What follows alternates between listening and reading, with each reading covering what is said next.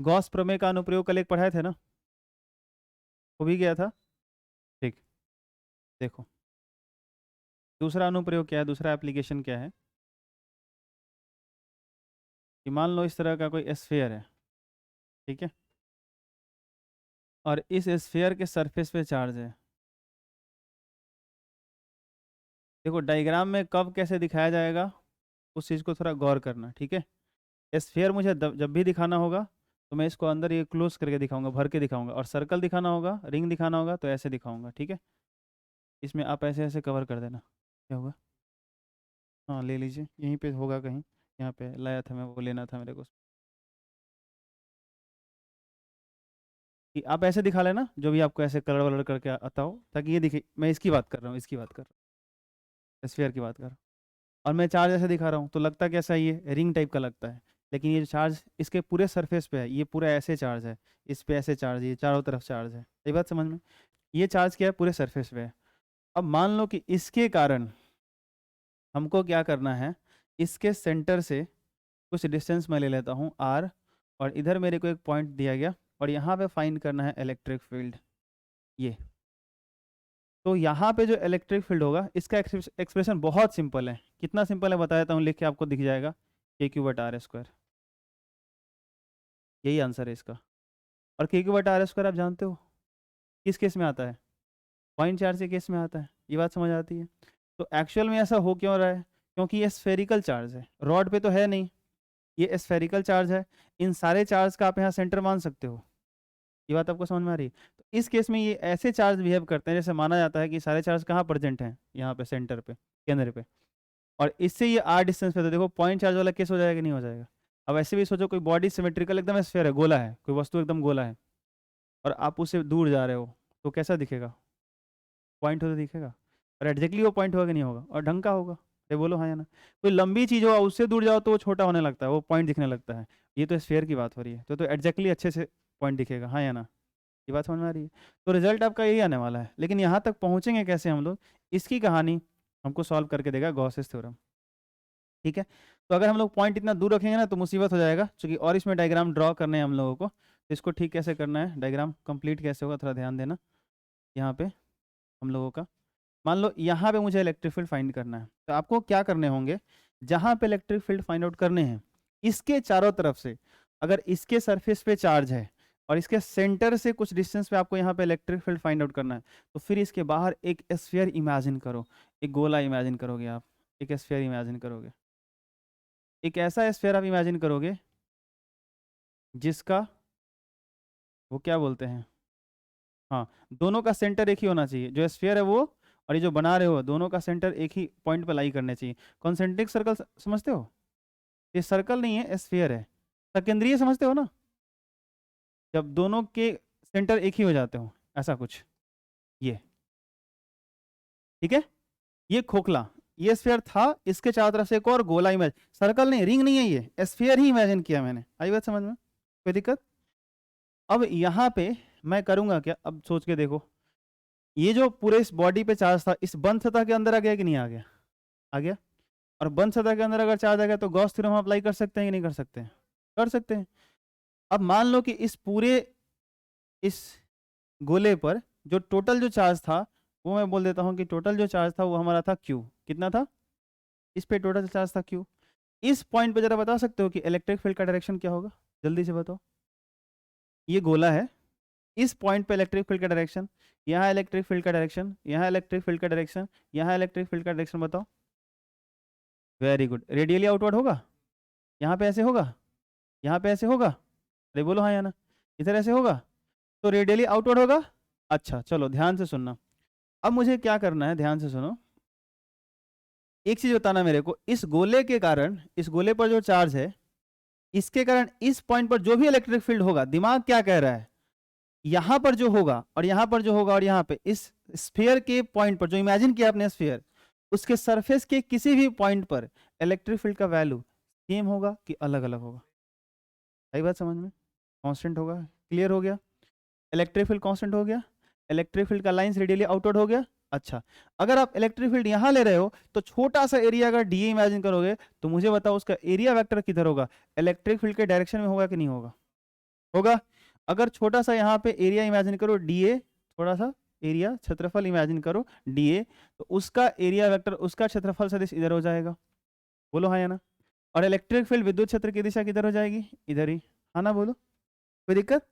तो बीच का एंगल कितना मिला।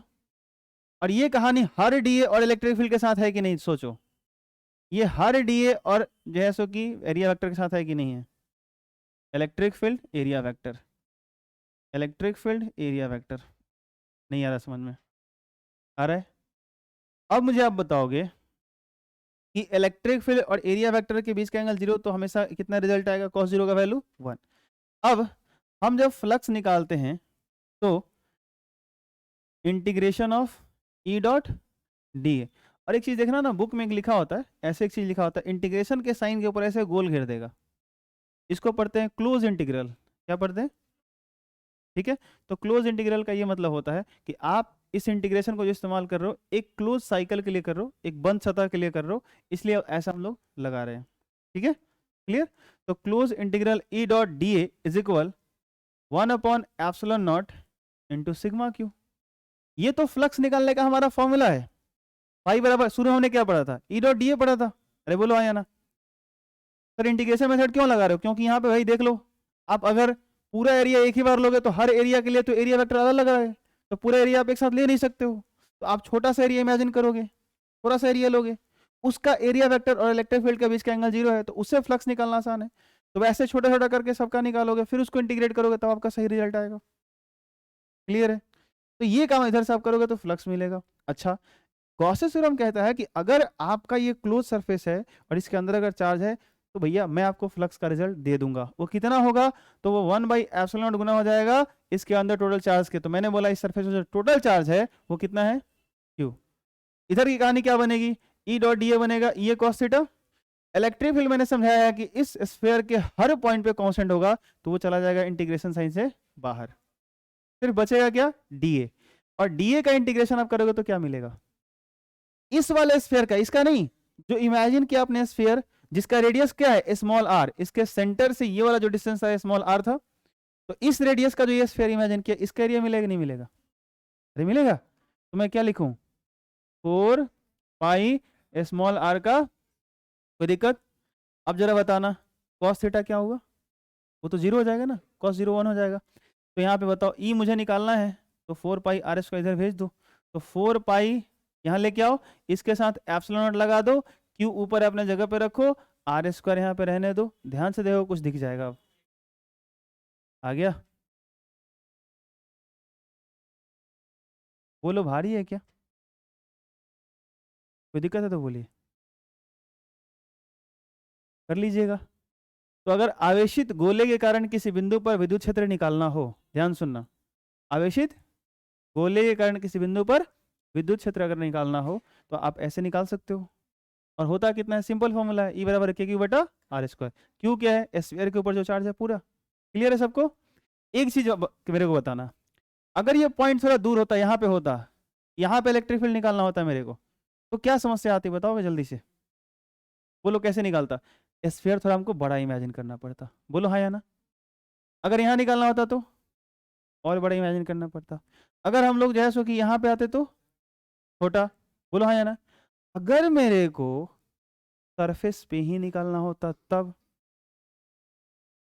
अगर मेरे को सरफेस पर ही निकालना होता तब, तो ये स्मॉल आर जो बाहर की तरफ इतना जा रहा था, वो स्मॉल आर किसके बराबर हो जाएगा, कैपिटल आर। और कैपिटल आर क्या है, इस वाला, कहाँ गया कहाँ गया, इसके नहीं, इसके नहीं, ये जो स्फीयर है इसके स्फीयर है, सोचो सोचो, अगर ये इसका जो रेडियस है, इसका रेडियस आपको दिख रहा है नहीं दिख रहा है, मैं किस रेडियस की बात कर रहा हूँ, पता नहीं, ब्लैक लेना, ये देखो, ये जो गोला था ना, इसके रेडियस की बात कर रहा हूँ, ये वाला जिस पर चार्ज था, इसके रेडियस की बात कर रहा हूँ, ये कैपिटल आर है, और मेरे को इसके सरफेस पर ही इलेक्ट्रिक फील्ड पूछ दिया गया, तो मैं क्या करूंगा, तो क्या करूंगा, इसके सरफेस में ही गॉसियन सरफेस इमेजिन कर लूंगा, ये बात समझ आई। तो ऑलमोस्ट ये जो हम लोगों का स्मॉल आर है वो किसके बराबर होगा, अरे बोलो, उस टाइम ये आर जो होगा किसका हो जाएगा, कैपिटल आर।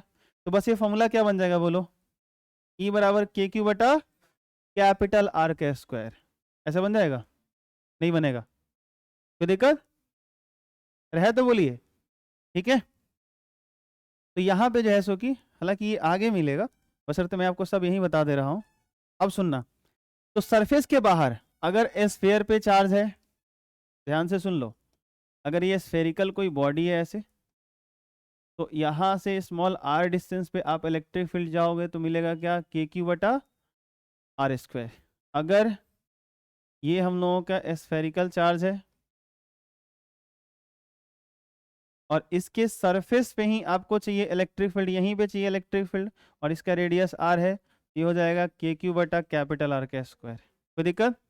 और अगर आपके पास स्फीयर है और इसके ऊपर अगर आपके ऊपर ये चार्ज है, ये चार्ज यूनिफॉर्मली डिस्ट्रीब्यूटेड है, और इसकी यहाँ पे ये सेंटर है, और सेंटर से अंदर ही किसी पॉइंट पर आपके पूछ दिया गया कि यहाँ पे बताओ इलेक्ट्रिक फील्ड क्या है, तो आंसर है 0। क्या है? कैसे? क्योंकि यहाँ से आ जाओ, दिखा देता हूँ, close integral E dot D ए बराबर 1/ε0 इंटू सिग्मा क्यू, ठीक है। अब अगर यहाँ से इलेक्ट्रिक फील्ड आप फाइंड आउट करना चाहते हो, तो अगर मान लो गॉसियन सरफेस ऐसे इसके अंदर एक स्फीयर इमेजिन करोगे, तो सवाल ये है कि जो आपने गॉसियन सतह कल्पना करा, इमेजिन करा, उसके अंदर तो चार्ज ही नहीं है, और अगर उसके अंदर चार्ज नहीं है तो सिग्मा क्यू का वैल्यू क्या होगा, और अगर सिग्मा क्यू हो गया 0 तो फ्लक्स कितना हो गया, ये बात समझ आई। और अगर ये हो गया 0 तो एरिया का लाख आप इंटीग्रेशन कर लो, इलेक्ट्रिक फील्ड बाहर जाएगा, ई का वैल्यू क्या आएगा, ये समझ आया? कोई दिक्कत? तो inside the conductor, spherical conductor, electric field is 0 always, ध्यान रखना। खासकर ये कंडक्टर केस में होता है, चालक केस में होता है, कुछ अलग वाला एक स्पेशल कंडीशन है, उसको हम लोग पढ़ेंगे, लेकिन ये तीनों बात आपको ध्यान रहना चाहिए, ठीक है।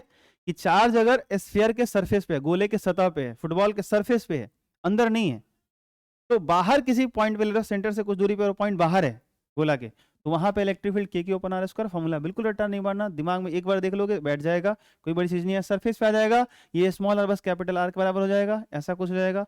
अंदर जाएगा कैसे 0 होगा, मैंने समझा दिया, क्लियर है? अरे बोलो हाँ या ना, जल्दी से इसको नोट करो। आज इतना ही, फिर हम लोग बाद में बात करेंगे कल।